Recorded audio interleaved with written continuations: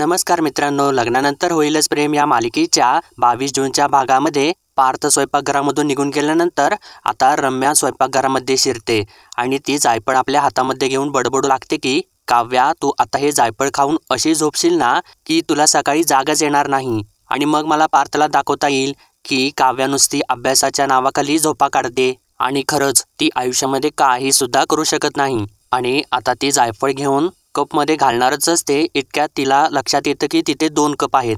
तर तेव्हा रम्या ते दोन्ही कप आपल्या हातामध्ये घेते की आणि म्हणू लागते, अरे बापरे, इथे तर ना 2 कप आहेत. आता मग यामधला पार्थचा कप कुठला आणि काव्याचा कप कुठला, असं म्हणून ती आता गोंधळून जाते आणि विचार करते की अरे बापरे, मी आता काय करू. इतक्यातच तिला लक्षात येतं की पार्थ तर सिनेमन कॉफी घेतो आणि त्यानंतर ती कॉफीचा वास घेऊन बघते तर दुसऱ्या कपमध्ये तिला सिनेमन कॉफीचा वास येतो आणि ती आता म्हणते की यामध्ये तर सिनेमन कॉफी आहे, म्हणजे हा कप आहे पार्थचा आणि हा कप आहे काव्याचा. असं म्हणून ती आता त्या कपमध्ये जायफळची पावडर टाकते आणि ती हलवू लागते. इतक्यातच चक्क मित्रांनो तिकडून काव्या पुस्तक वाचत वाचतच स्वयंपाकघराच्या दिशेने येऊ लागते आणि तिचं लक्ष तर समोर स्वयंपाकघराकडे नसतं. तर तेव्हा रम्याचं लक्ष काव्याकडे जातं आणि रम्या लगेचच खाली बसते आणि तेव्हाच काव्या वरती बघते तर तिथे तिला कोणी दिसतच नाही आणि त्यानंतर काव्या जाऊन डायनिंग टेबलवरती बसते.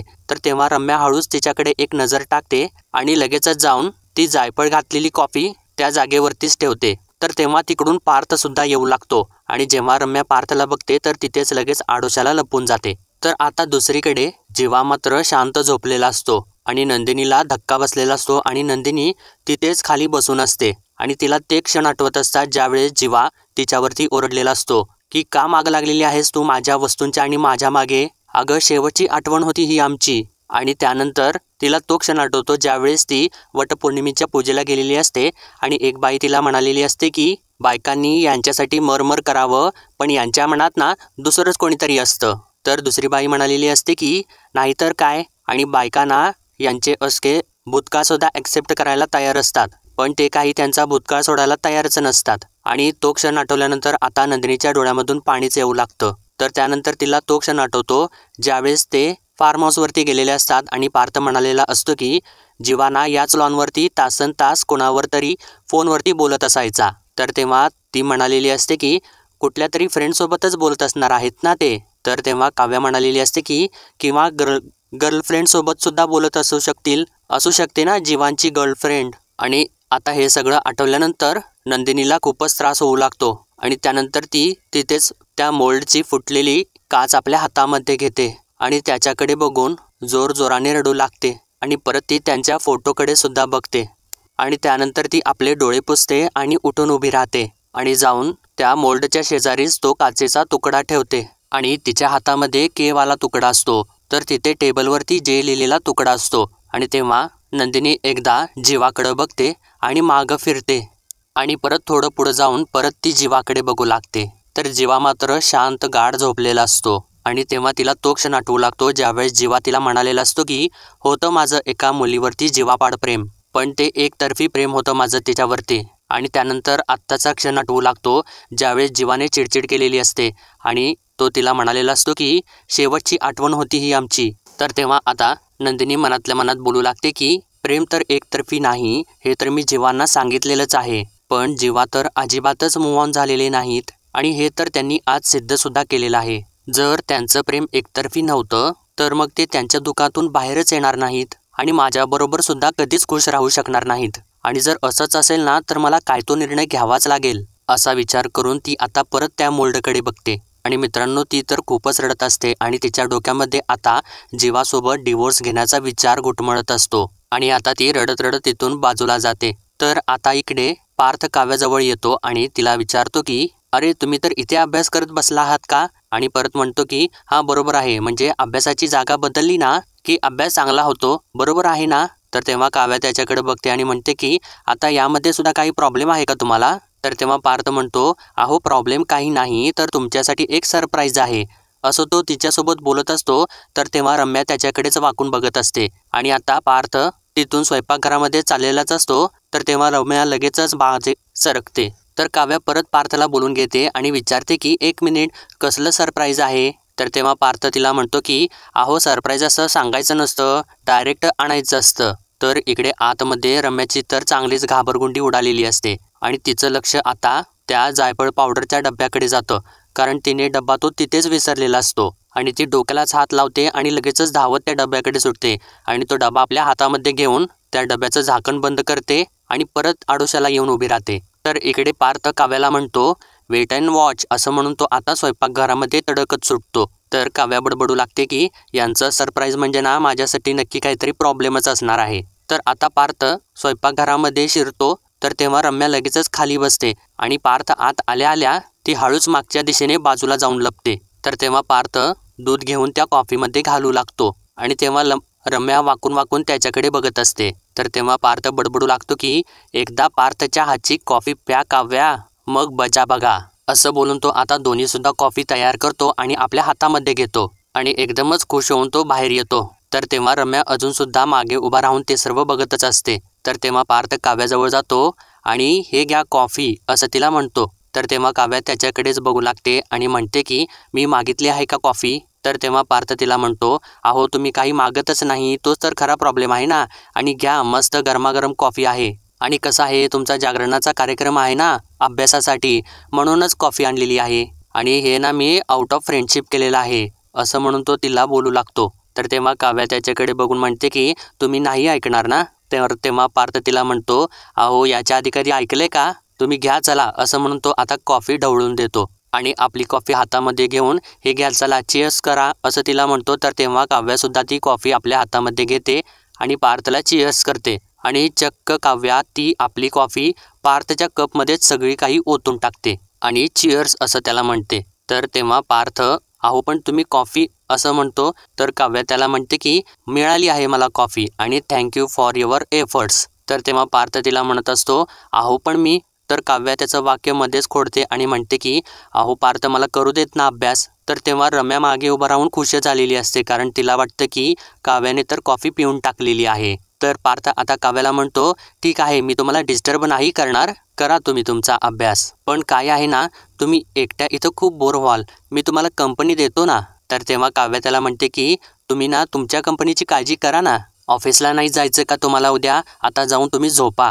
तर तेव्हा पार्थ तिला म्हणतो बरं ठीक आहे मी जाऊन झोपतो, पण एका वाक्यात चांगलीच जिरवता हो तुम्ही माझी, कमालच आहे तुम्ही तर. तर तेव्हा काव्यासुद्धा त्याला म्हणते कमाल तर मी आहेच. तर तेव्हा पार्थ हसू लागतो आणि म्हणतो की कमाल तर तुम्ही आहेच आणि तुम्ही काही वेगळं सांगायची गरज नाही. असं तो आता बोलत असताना काव्या रागानेच त्याच्याकडे बघू लागते. तर आता पार्थला लक्षात येतं आणि पार्थ म्हणतो की हरकत नाही तुमचा अभ्यास चालू द्या असं म्हणून तो आता तिला गुड नाईट म्हणतो आणि तिथून निघून जातो. तर तेव्हा काव्या तिथेच अभ्यास करत बसते. तर रम्या अजून सुद्धा तिथे मागेच उभी असते आणि तिला वाटतं की काव्याने तर कॉफी पिलेलीच आहे. चला आता कॉफी तर काव्याला मिळालेली आहे आणि आता ती कॉफी पिऊन ना काव्या ढाराढूर झोपणार असा ती मनातल्या मनात विचार करत असते. इतक्यात काव्याचा मोबाईल वाजतो आणि तिला अनिशाचा फोन आलेला असतो. तर तेव्हा काव्या अनिशासोबत बोलत उठून स्वयंपाकघरामध्ये जाते आणि तेव्हा रम्या लगेचच मागे सरकते आणि आता काव्या आत स्वयंपाकघरामध्ये पाणी पित असते. तर तेव्हा रम्या लगेचच तिच्या टेबलजवळ येते आणि कॉफीचा कप आपल्या हातामध्ये घेऊन बघते. तर त्यामध्ये तर कॉफीच नसते. तर तेव्हा रम्या आता मनातल्या मनात बोलू लागते की अरे वा हिने तर पूर्ण कपच रिकामा केलेला आहे, म्हणजे काव्याच्या अभ्यासाचे 12 वाजणार हे नक्की. असं बोलून ती आता कप परत तिच्या जागेवरती ठेवते आणि तिथून लगेचच निघून जाते. तर तेव्हा काव्या परत अनिशासोबत बोलत बोलत बाहेर येते आणि तिच्याबरोबर फोनवरती बोलून झाल्यानंतर परत ती अभ्यासासाठी बसते आणि आता तिला तर झोप येऊ लागते. तर तेव्हा ती स्वतःला म्हणते की काव्या असं झोपून नाही चालणार तुला, अजून ना किमान 2-3 तास तरी अभ्यास करायचा आहे तुला. असं म्हणून ती आता कॉफीचा कप बघते आणि वैतागून जाते आणि म्हणते की मी उगाचच कॉफीला नाही म्हणाले, कॉफी प्यायली असते ना तर माझी किमान झोप तरी उडाली असती. असं म्हणून ती आता परत अभ्यास सुरुवात करते. तर तेव्हा पार्थनं दिलेलं बुकमार्क तिच्या पुस्तकातून खाली पडतं.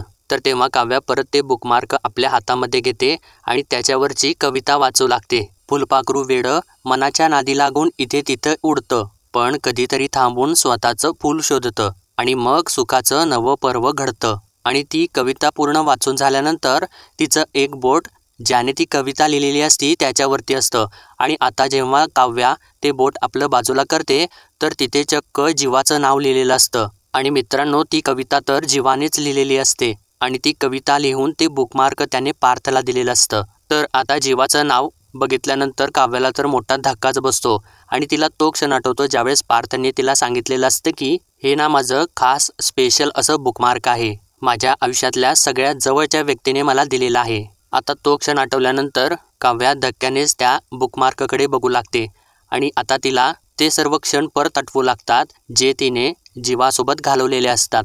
आणि आता न राहून सुद्धा सगळ्या जुन्या आठवणी परत तिच्या डोळ्यासमोरून जाऊ लागतात. तर आता काव्या म्हणते की मी मूव्ह ऑन व्हायचा प्रयत्न करत आहे, तरी सुद्धा हा जीवा माझी पाठ का सोडत नाहीये, का सतत माझ्या समोर येत आहे हा, असं म्हणून ती परत तो बुकमार्क बघते आणि तो बुकमार्क खाली ठेवून चक्क जोराने रडूच लागते. आणि परत ती स्वतःला सावरते आणि रडू थांबवते आणि म्हणते की नाही काव्या, नाही, आता असं रडायचं नाही, आता लढायचं आणि या सिच्युएशन सोबत लढायचं आणि लढून जिंकायचं सुद्धा. एकदा ठरलेलं आहे ना, एकदा टाकलेलं आहे ना त्या माणसाचं नाव, मग आता नाही रडायचं. आणि आता ती परत आपले डोळे पुसते आणि चष्मा घालून स्वतःला सावरून घेते आणि ते बुकमार्क परत आपल्या पुस्तकाच्या शेवटी ठेवून देते आणि परत पुस्तक उघडून ती आपला अभ्यास चालू करते आणि मधून मधून ते आपले डोळे पुसत सुद्धा असते. तर आता दुसरीकडे रम्या चांगली आनंदात धावत वसुंधराजवळ जाते आणि ती आनंदात असलेली बघून वसुंधरा तिला विचारते, काय झालं रम्या, काव्याने जायफळ घातलेली कॉफी पिली का?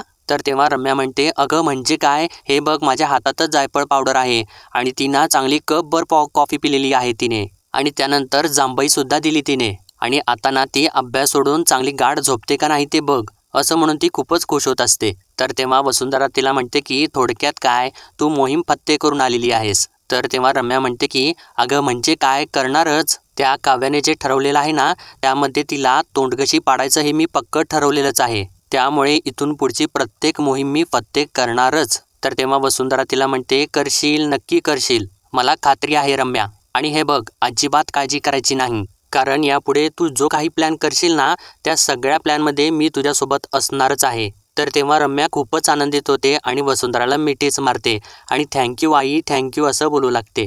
तर तेव्हा वसुंधरा तिला म्हणते, पण हे बघ आपण ना हुरळून नाही जायचं, आता ना आपलं एकच ध्येय आहे आणि आपल्याला ना असं काही करावं लागेल की जेणेकरून ना काव्याचं अभ्यासाकडे लक्षच जाणार नाही. ज्या ज्या वेळेला तिला असं वाटेल ना की आता आपण अभ्यास करायला पाहिजे, तर त्या वेळेस ना आपण काही ना काहीतरी करून ना तिला अभ्यासापासून परावृत्त करायचं. IAS व्हायचं स्वप्न आहे ना तिचं, मग ते स्वप्न ना स्वप्नच राहिलं पाहिजे. तर तेव्हा रम्या म्हणते, असंच होईल आई, तिचं सगळं स्वप्न आणि तिचं आयुष्य सगळं काही उद्ध्वस्त करून टाकू आपण. आता ही रम्या आहे ना त्या काव्याला ना IAS सुद्धा होऊ देणार नाही आणि या घरची थोरली सून सुद्धा होऊ देणार नाही. हळूहळू ना तिच्याबद्दल सगळ्यांच्या मनात ना असं विष पेरेल ना की सगळ्यांनी ना तांदळातल्या खड्याप्रमाणे तिला असं बाजूला फेकून टाकलं पाहिजे. काव्या, तुला कळणार सुद्धा नाही, ही रम्या ना तुझी जागा आपसुकच घेऊन टाकेल आणि ते सुद्धा कायमची. असं तिने बोलल्यानंतर वसुंधराला सुद्धा तिचा अभिमान वाटू लागतो. तर मित्रांनो, आता दुसऱ्या दिवशी सकाळी नंदिनी आवरून स्वयंपाकघरामध्ये आलेली असते आणि ती स्वयंपाक करत असताना तोच काल रात्रीचा विचार करत असते आणि तो विचार करत करतच ती चहा सुद्धा करत असते आणि त्या विचारांमधून ती काही बाहेरच येत नाही. तर त्यानंतर ती आता आपला फोन आपल्या हातामध्ये घेते आणि चक्क आईला फोन लावते. तर तेव्हा आता इकडे शारदा फोन उचलते आणि तिला म्हणते की काय ग, सकाळी सकाळी आईची आठवण कशी काय आली तुला? तर तेव्हा आता नंदिनी आपले डोळे पुसत पुसतच तिला म्हणते की येते ग, तुझी खूपच आठवण येते, कधी कधी वाटतं ना की धावत यावं आणि धावत तुझ्या कुशीमध्ये शिरावं. तर तेव्हा आता तिचा टोन ऐकल्यानंतर शारदा तिला विचारते की अगं नंदिनी, काही झालेलं आहे का आणि तुझा आवाज का पडलेला आहे? तर इकडे नंदिनी आपले डोळे पुसतच असते. तर तेव्हा शारदा परत तिला म्हणते की बाळा, काही झालं असेल ना तर माझ्यासोबत बोल. तर तेव्हा नंदिनी तिला सांगते की अगं आई, नाही, काहीच नाही झालेलं, असंच फक्त मी फोन केलेला आहे आणि तुझी आठवण येत असते ना, एवढंच मला सांगायचं होतं तुला.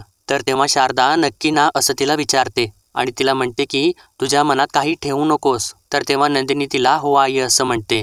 तर तेव्हा शारदा आता तिला विचारते की मग ठीक आहे, तुम्ही कधी येणार आहात दोघी इकडे आणि येत जा ग अधूनमधून. माहेर म्हणजे ना तुमच्या त्या मॉइश्चरायझरसारखं असतं, म्हणजे संसारातल्या ना छोट्या मोठ्या कुरकुरूंमुळे मन खरखरीत झालं ना की मग ना माहेरी यावं, मग बघ 2 दिवसात कसं ना मन मऊ होऊन जातं. तर तेव्हा नंदिनी तिला म्हणते की येणार आहे आई आणि मला तिथं येऊनच राहावंसं वाटत आहे. तर तेव्हा शारदा तिला म्हणते की अगं मग बरं आहे ना, तू चांगली मोठी सुट्टी काढून ये इकडं. तर तेव्हा आता नंदिनी तिला म्हणते की हो येणारच आहे मी तिकडे आणि चांगली मोठी सुट्टी काढूनच येणार आहे आणि लवकरच येणार आहे मी. तर तेव्हा शारदा तिला म्हणते हो तू ये मी वाटच बघत आहे तुझी. आणि हो तू बरोबर ना काव्याला सुद्धा घेऊन ये. तुमच्या दोघींच्या सोबत ना मला भरभरून बोलायचं आहे. तर तेव्हा नंदिनी परत आता थोडीशी हळवी होते आणि म्हणते की हो गाई मला सुद्धा बोलायचं आहे, खूप बोलायचं आहे मला तुझ्यासोबत. आणि आता डोळे पुसून ती म्हणते की बरं आई ठेवते फोन, मी नंतर करेन पुन्हा. असं म्हणून ती आता फोन ठेवून देते. इतक्यातच तिच्या घड्याळाचं म्युझिक वाजू लागतं आणि जीवाने तिची आठवण काढलेली असते. तर त्यानंतर ती आता लगेचच आपले डोळे पुसून जीवाकडे जायला निघते. तर आता दुसरीकडे रम्या छान आवरून तयार झालेली असते.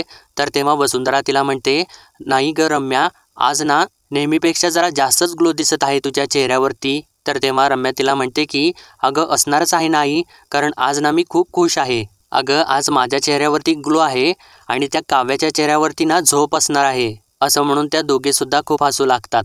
काल मी तिला दिलेल्या ना जायफळ कॉफीमुळे ना तिच्या अभ्यासाचा पार बट्ट्याबोळ झालेला असणार आहे. मग आता ती उशिरा उठेल आणि म्हणेल की अरे बापरे, मी अशी इतकी उशिरा कशी काय उठले, माझा अभ्यास बुडलाय, असं म्हणून ती चिडचिड करू लागेल. असं तिने बोलल्यानंतर वसुंधरा मोठमोठ्याने हसूच लागते आणि म्हणते की आणि या चिडचिडीचे फटके कोणाला बसतील माहिती आहे का? तर तेव्हा रम्या कोणाला असं तिला विचारते.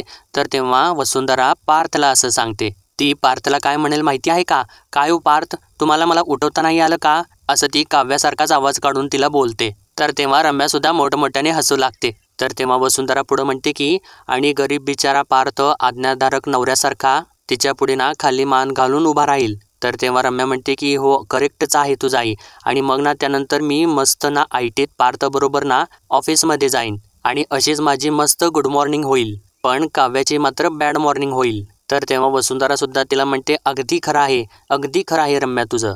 तर आता इकडे नंदिनी खोलीमध्ये येते. तर तेव्हा जीवा शर्ट घालत असतो आणि त्याला शर्ट घालता येत नसतो. तर तेव्हा नंदिनी परत त्याला मदत करते आणि त्याला शर्ट घालते आणि त्याच्याकडे न बघताच आता ती त्याच्या शर्टची बटन घालू लागते. तर तेव्हा जीवा मात्र तिच्या नजरेतच बघत असतो आणि त्याच्या शर्टची बटन लावून झाल्यानंतर नंदिनी एकदमच मागे फिरून चाललेली असते. तर तेव्हा आता जीवा चक्क नंदिनीचा हातच पकडतो आणि तिला थांबवतो. तर तेव्हा आता नंदिनी आपल्या हाताकडे एकदा बघते आणि परत ती जीवाच्या नजरेत एकदा बघते. आता जीवा तिचा हात सोडतो आणि तिला म्हणतो की तुझ्याशी थोडं बोलायचं होतं आणि तुला बोलायचं नाहीये का माझ्याशी, असं तिला विचारतो सुद्धा. तर तेव्हा नंदिनी मात्र शांतच असते. तर तेव्हा जीवा परत तिला विचारतो की तू चिडली आहेस का ग माझ्यावरती, आणि काहीतरी बोल ना, प्लीज बोल ना काहीतरी. आणि आता तो तिला म्हणतो की I am really very sorry, काल ना मी त्या हँडबोलवरून ना तुला इतकं चिडून बोलायला नको होतं. आणि आता तो थोडासा बाजूला जातो आणि तिला म्हणू लागतो की तुला पटणार नाही कदाचित, पण मला ना नंतर रिअलाईज झालं की त्या हँडबोलवरून ना मी उगाचच चिडलो तुझ्यावरती. म्हणजे मी ना आधी जसं वागायचो, तुझ्यावरती चिडचिड करायचो ना, आत्तासुद्धा मी परत तसंच वागलेलो आहे.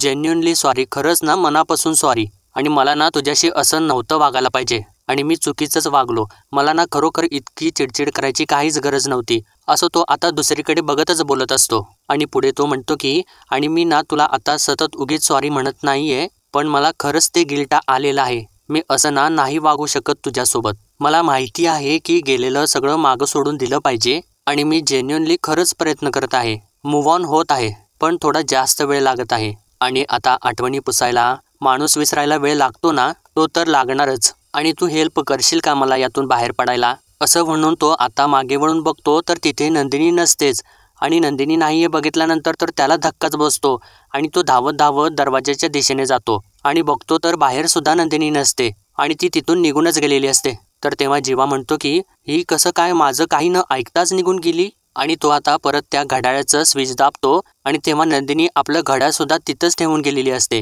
आणि ते घड्याळ तिथेच टेबलवरती वाजू लागतं. आणि आता मात्र जीवाला चांगलाच धक्का बसतो आणि त्यानंतर तो आता ते घड्याळ आपल्या हातामध्ये उचलून घेतो. तर मित्रांनो, आजचा भाग इथेच संपतो आणि पुढील भागामध्ये आपण पाहणार आहोत की मानिनी काव्याला आपल्या बाजूने बोलवते आणि तिला म्हणते की अगं काव्या, जीवाला चहा नेऊन देतेस का प्लीज.